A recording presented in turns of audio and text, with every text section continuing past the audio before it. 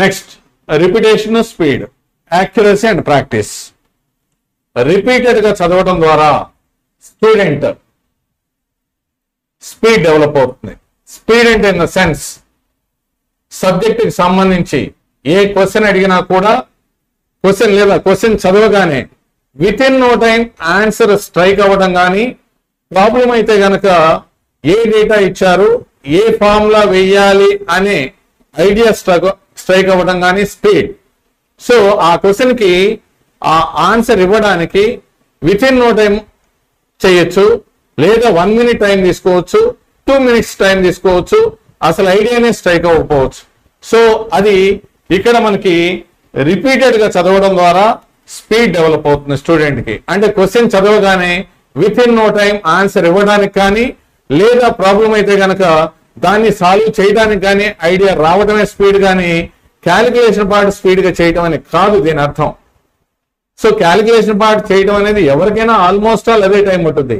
అక్కడ idea strike అవ్వడం అనేది speed, with in no time. ఇక నెక్స్ట్ యాక్యురసీ. సో అక్కడ స్పీడ్ అనేది రిపిటేషన్ మూలాన పాసిబిలిటీ ఉంటే, ఇక యాక్యురసీ అనేది ప్రాక్టీస్ చేయడం ద్వారా. అంటే ఒక ప్రాబ్లం చూడగానే ఈ ప్రాబ్లం ని ఈ విధంగా సాల్వ్ చేయొచ్చు అనే ఐడియా రాగానే వదిలేయటం కాకుండా, ఇచ్చిన డేటా ఏంటి, సో ఏ పారామీటర్స్ ఉన్నాయి, ఏం కనుక్కోమన్నాడు, ఏ ఫార్ములా వెయ్యాలి, సో ఆ ఫార్ములా వేసి వాల్యూ సబ్స్టిట్యూట్ చేసి సింప్లిఫై చేసిన తర్వాత ఫస్ట్ టైమే స్టూడెంట్ కి కరెక్ట్ గా ఆన్సర్ రావాలి. అంటే ఎందుకు రావాలి అలా? ఒకసారి కీ చూసుకుంటే ఇక్కడ కరెక్ట్ అయింది అనుకో, నో ప్రాబ్లం. రాంగ్ అయితే గనక క్యాలిక్యులేటివ్ ఎర్రర్ వచ్చిందని మళ్ళీ సాల్వ్ చేస్తారు. చివరికి ఫైనల్ ఎగ్జామ్ లో కూడా ఈ రాంగ్ క్యాలిక్యులేషన్ ఉంటే అదే ఆప్షన్ ముందుగా ఇస్తారు. ఇది కరెక్టే అనుకొని ఆన్సర్ చేసి స్టూడెంట్ మిస్లీడ్ అవుతాడు. సో డ్యామేజ్ జరుగుతుంది. కాబట్టి ఒక్కసారి స్టూడెంట్ కి ఐడియా వచ్చిన తర్వాత ఇక సాల్వ్ చేస్తే, సో ఎటువంటి క్యాలిక్యులేటివ్ ఎర్రర్స్ లేకుండా ఉండాలి అంటే ప్రాక్టీస్ అనేది చాలా చాలా అవసరం. సో కాబట్టి యాక్యురసీ డెవలప్ అవ్వాలి అంటే రిపీటెడ్ గా ప్రాక్టీస్ చేయటం, డిఫరెంట్ మోడల్ ప్రాబ్లమ్స్ అన్ని కూడా ప్రాక్టీస్ చేయటం అనేది చాలా చాలా important. Next objective study material, self assessment. ఒక్కసారి థియరీ పార్ట్ స్ట్రెంథన్ అయ్యాము, లేదా బాగా ఫెమిలియారిటీ వచ్చింది, ఎన్సీఆర్టీ టెక్స్ట్ బుక్స్ చదివిన తర్వాత ఒకసారి ఆ ఫీలింగ్ వచ్చిన తర్వాత ఆబ్జెక్టివ్ మెటీరియల్ ఏది తీసుకున్నా ఆ మెటీరియల్ అనేది ఎలా చేయాలి అంటే కీతో సంబంధం లేకుండా సెల్ఫ్ అసైన్మెంట్ లాగానో సెల్ఫ్ టెస్ట్ లాగానో ఫీల్ అవుతా. ఎందుకంటే అవన్నీ కూడా ఎన్సీఆర్టీ టెక్స్ట్ బుక్ లైన్స్ నుంచి ఫ్రేమ్ చేసేటువంటి క్వశ్చన్సే కాబట్టి క్వశ్చన్ చదవగానే ఒక ఎగ్జామ్ ఎలా రాస్తారో అదే విధంగా కీ గుర్తుపెట్టి, ఒక రఫ్ నోట్ బుక్ లో కీ గుర్తుపెట్టి ఆ ఇచ్చినటువంటి బుక్ లో ఇచ్చినటువంటి కీతో కంపేర్ చేసుకుంటే అన్ని కరెక్ట్ గా చేస్తే వెల్ అండ్ గుడ్. డెఫినెట్ గా ఎన్సీఆర్టీ టెక్స్ట్ బుక్ మీనింగ్ఫుల్ గా 100% థరో అయినట్టు. అలా కాకుండా కొన్ని క్వశ్చన్స్ కి మనం ఆన్సర్ తప్పుగా గనక చూజ్ చేస్తే ఆ క్వశ్చన్ కి ఆన్సర్ నేర్చుకోవడమే కాకుండా ఆ సబ్ టాపిక్, ఆ కంటెంట్ ఏదైతే ఉందో ఆ ఏరియా మళ్ళీ 1-2 సార్లు చదివితే ఆ ఏరియా కూడా స్ట్రెంథన్ అయ్యి ఫ్యూచర్ లో ఆ ఏరియాలో ఏ క్వశ్చన్ అడిగినా స్టూడెంట్ పర్ఫెక్ట్ గా ఆన్సర్ చేసేటువంటి ఛాన్సెస్ ఉన్నాయి.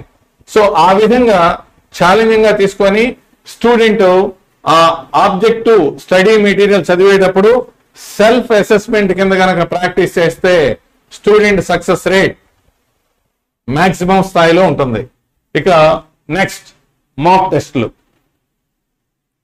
సో ఈ టెస్ట్లు అనేవి రకరకాల స్టేజెస్ లో రకరకాలుగా ఉంటాయి.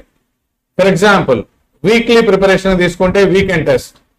సో అలాగే 2-3 వారాలు అయిన తర్వాత క్యుములేటివ్, అంటే ఆ 2-3 వారాలకు సంబంధించిన దాన్ని బేస్ చేసుకొని, అదేవిధంగా ఒక మంత్ అయిపోయింది అనుకుందాం, మంత్ అయిపోయిన తర్వాత యూనిట్ టెస్ట్ అవ్వచ్చు, లేదా ఒక 3 months అయిపోయింది, సో క్వార్టర్లీ ఒక టెస్ట్ ఆబ్జెక్టివ్, అంటే ఆ మొత్తం సిలబస్ మీద.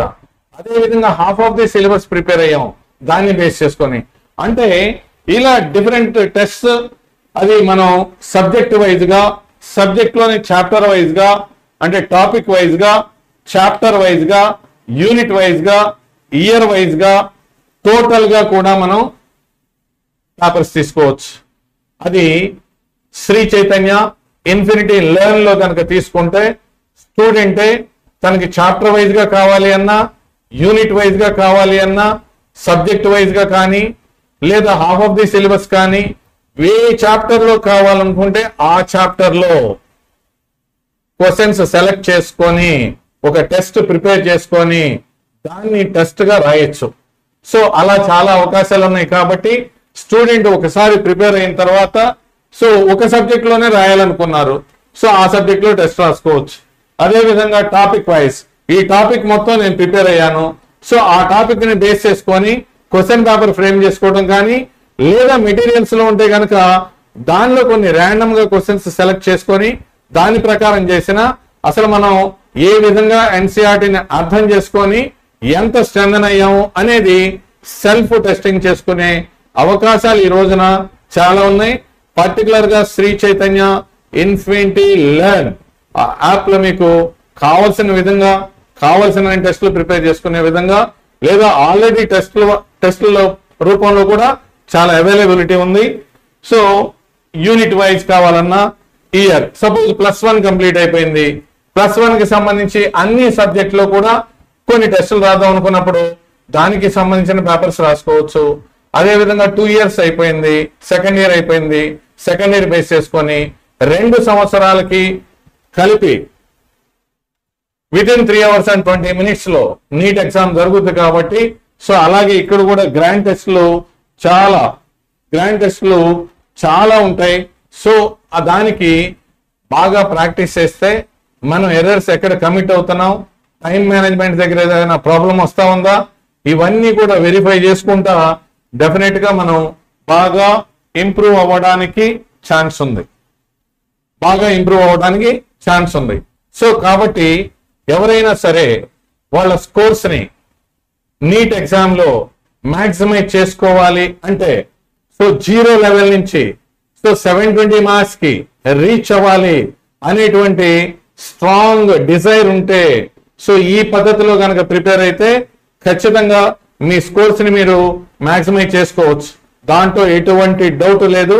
నెక్స్ట్ వచ్చేసరికి నెక్స్ట్ వీడియోలో అసలు ఈ టైం మేనేజ్మెంట్ ఎగ్జామినేషన్ కి ఎలా ప్రిపేర్ అవ్వాలి, ఎగ్జామినేషన్ ప్యాటర్న్ ఏ విధంగా ఉంటుంది, ఆ ఎగ్జామినేషన్ ఫేస్ చేసేటప్పుడు టైం మేనేజ్మెంట్ సబ్జెక్ట్ వైజ్ గా ఏ విధంగా ఇవ్వాలి, సో ఎంత టైం ఏ సబ్జెక్ట్ కి యూటిలైజ్ చేయాలి అనేది కూడా డీటెయిల్ ఇన్ఫర్మేషన్ ఇవ్వడం జరుగుతుంది.